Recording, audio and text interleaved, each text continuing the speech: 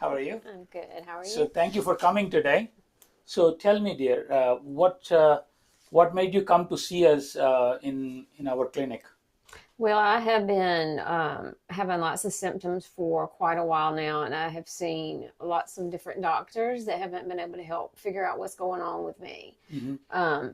I've just been having a lot of issues with neck pain, jaw pain, overall body weakness, lots of headaches, chronic severe dry eyes, muscle pain, joint pain. The list just goes on. Yeah. And so I was sent here by my pulmonary doctor that I see for my annual CPAP. Okay, you're sleep apnea too? Yes. Okay. Yeah. Mm-hmm. And so I've just been on a journey trying to get to the bottom of it to feel better. I have felt horrible for a few years now. So I think I saw you only 2 or 3 months sometime, like right now. You've seen me 2 times so 2 times. far. This is the third Third visit. time. Mm-hmm. Yeah. Yeah. So what do you think we discussed, and what did you understand? Well, I understood that I have a reactive hypoglycemia. Now you understand it, but how did that journey go? How did The starting. the starting of it? You prescribed a CGM, Mm-hmm. the continuous glucose monitor, Uh-huh. and I started wearing that. You had me go on a low carb diet, so Mm-hmm. I immediately started doing that. Mm-hmm. The CGM did capture a lot of low glucose events. A lot of them were in the middle of the night, and Mm-hmm. the alarm would wake me up. Yeah. But as I was eating the low carb diet, I did have less of those. events. Okay. So I stayed, strict to that. Mm-hmm. You had me go for a 5-hour glucose insulin reactive test yeah, response test. yeah. So I went to do that. It's called kaft test, where we give glucose, and like for pregnant patients, that's Mm-hmm. where do the glucose tolerance test. This Right. is called kaft test, which is nothing but you do a glucose tolerance test, but also they do at the same time insulin test. A simple Mm-hmm. approach to document the better reactions to your reaction. So we did something. We did your continuous glucose monitor, Mm-hmm. and also you took your glucose ketone meter too. I took that with me, and every time Okay. they did a blood draw. Uh-huh. Do I keep Yeah, going? no, yeah. Every time they did a blood draw, I would go out to the car and do my ketones Okay. and my blood glucose. Okay. And that actually captured more data. Then When we got finished at LabCorp, Okay. it continued to go down. can you show us that? Mm-hmm. Do you mind showing us No. that? Okay, let me see that. Let me see your Which one do you want to see? okay, let me see your continuous glucose monitor. Okay, let me go back to the date, Mm-hmm. which was, I believe, the 20. I don't know if that was it. Which date was I'm that? trying to see Which what day was date the date I went to the LabCorp. Is that what? This looks like it could be it.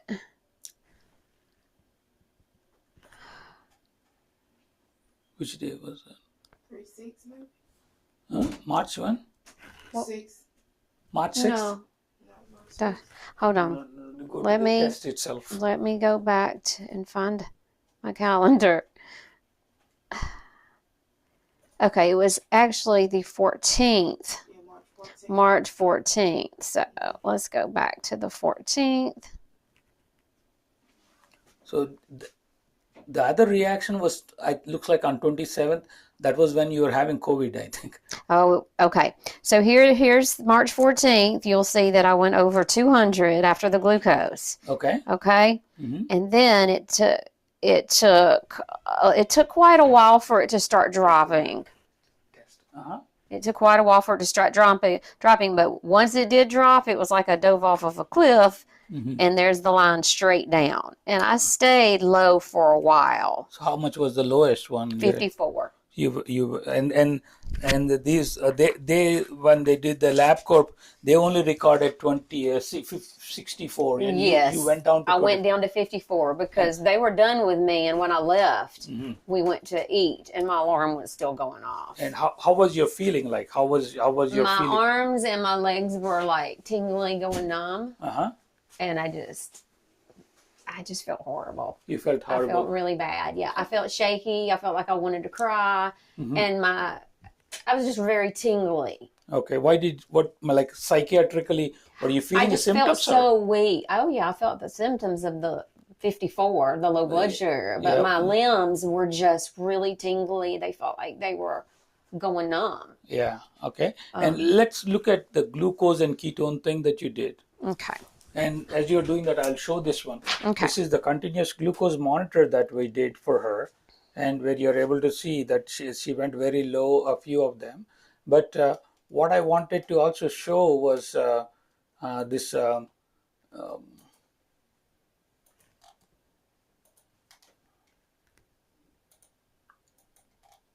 Yeah. Basically, I wanted to show this glucose response. If you see here, her glucose, the continuous glucose monitor, the first the insulin fasting insulin was 3.5.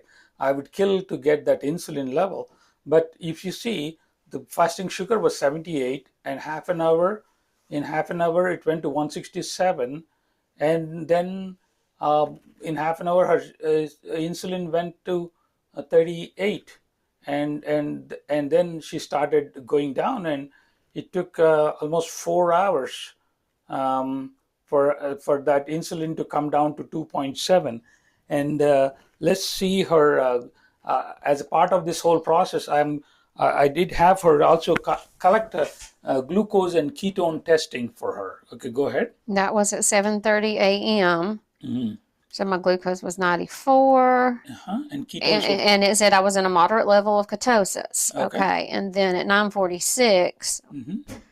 9:46, I was already knocked out of So ketosis. immediately got knocked out of ketosis. Right. Okay, So go glucose 180, Mhm. 222, Okay. which LabCorp never showed it getting up to 222. Okay. So But this did. The keto mojo showed that it went to Yes. 222. 222. Wow. It was not 160 or whatever they showed. No, Oh, it was really, Okay. really high. Okay. Okay. And then the 179, Okay. and then 175. Right. And then 0.5. Okay. And then It goes back up to 185. It kind of bounced. It would go Okay. down, come back up. So it took hours. 11:25 was still 165. okay. Okay. Okay. Uh-huh. And then So that's good. And then 12:05. Now we're getting in the red. okay. So it was at 12:38. Uh-huh. It started What time at, did it start? it What time did the glucose intake start? What time was it? Like an hour? I'm not sure Okay. what the last time that they Okay, that's fine. But then at 12:43, and this was after we already left LabCorp. They were already Wow. done with me. I was still dropping, and then the lowest I got was a 54. Okay. Normally, when people go that low, I tell them to start. Taking some low carb, like non-insulin stimulating foods. Well, we did go to a restaurant to get food immediately, and I got some chicken wings. Okay. And so as soon as I started eating, it took 15 minutes. And then I got a salad. I started going back up. Okay, and then you went to 0.6. That was the next day. Oh wow. Okay. Again, next day you were back into ketosis. Mm-hmm. So Right. so remember, you have to eat fat to burn fat, and that's what you have to do. So basically, so tell me about your experience with this whole thing. What do you gain out of this whole process? Do you think it was worth this whole? Yeah, I mean, I've been to doctor after doctor, and nobody, of course, ever mentioned possible hypoglycemia. Mm-hmm. And I've had symptoms of it for a while now. Now that I think back on the feeling that I got in my arms and legs, I've had that feeling numerous times before, thinking, okay, something is definitely wrong. When you said you were mentally whatever, did you feel anxious? I didn't really feel.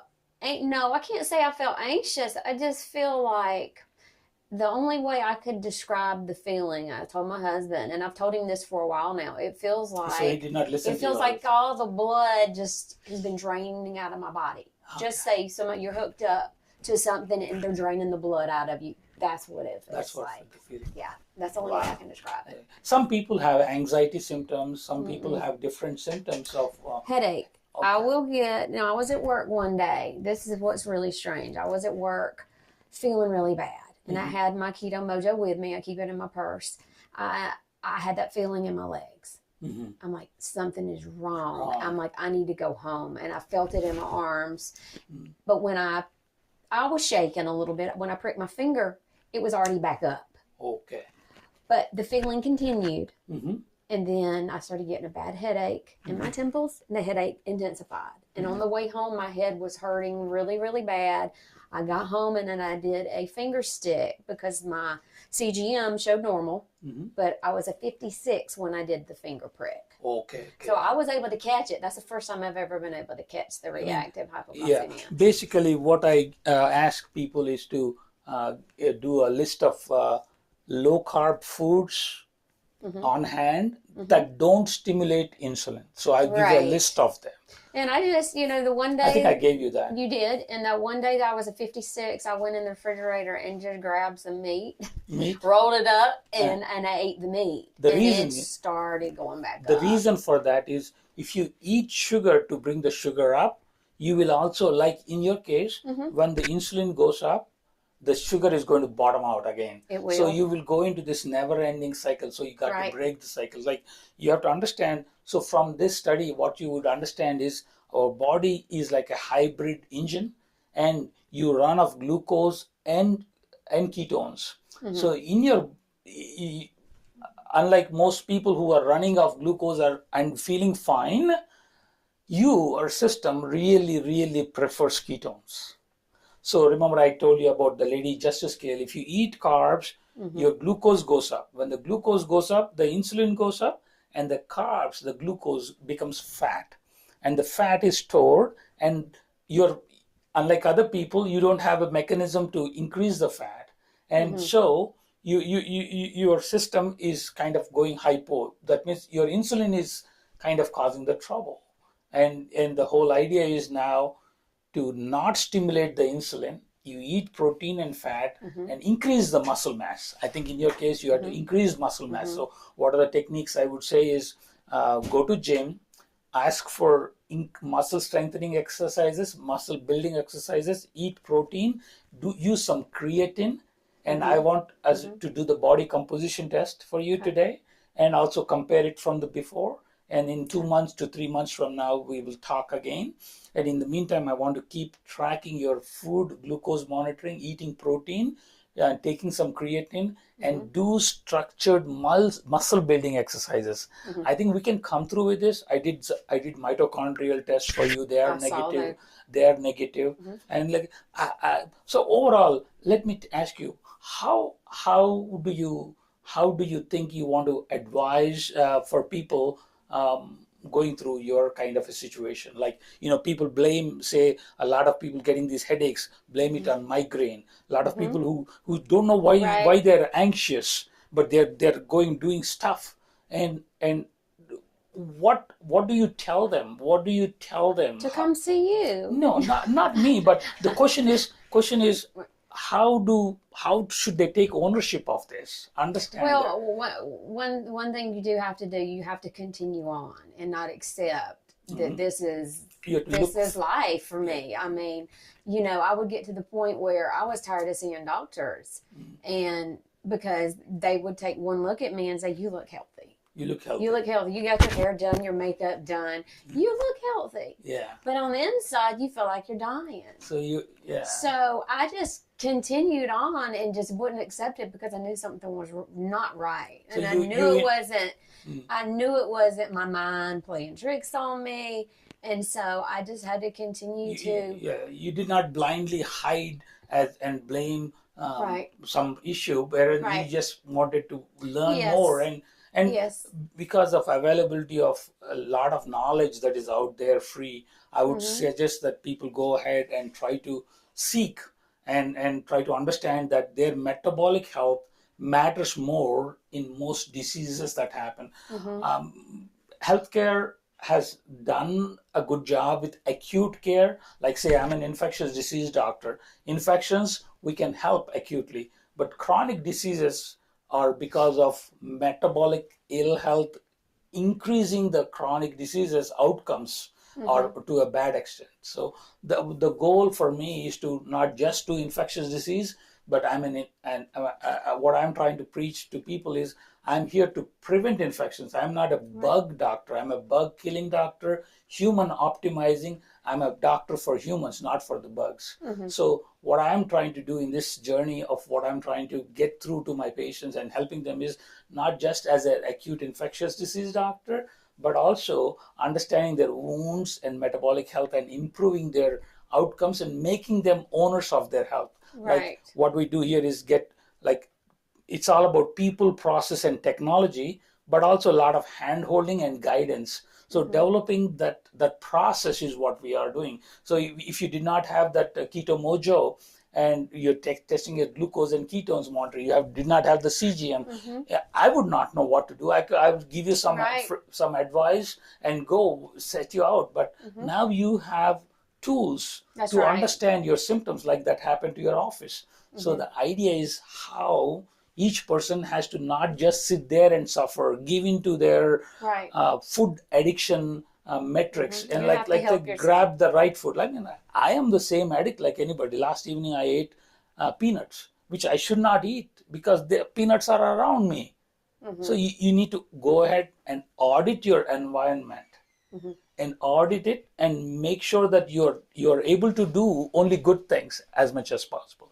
So food addiction of your food. So what you go home is you just audit your food, that make you eat the foods that are available for you, make it hard for you to do bad decisions.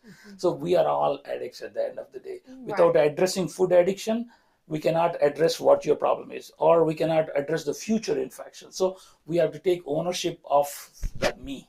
Right. So I hope this helped you. Yeah, it did. Thank you for taking time. Thank you for agreeing to do this. Of course. Thank you.